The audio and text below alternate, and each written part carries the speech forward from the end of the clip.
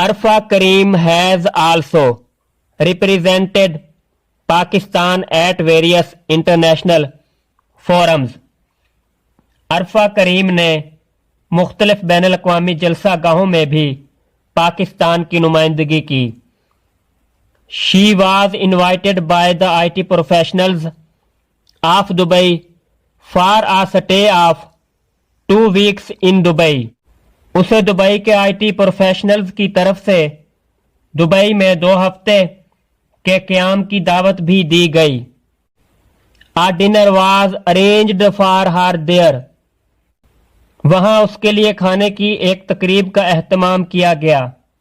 During that trip, Arfa won many medals and awards. اس سفر کے دوران عرفہ نے بہت سے تمغے اور ایوارڈ جیتے. She also flew a plane in flying club in Dubai at the age of 10 and received the first flight certificate. اس نے 10 سال کی عمر میں دبئی کے فلائنگ کلب میں ایک جہاز بھی اڑایا اور پہلی پرواز کا سرٹیفکیٹ حاصل کیا.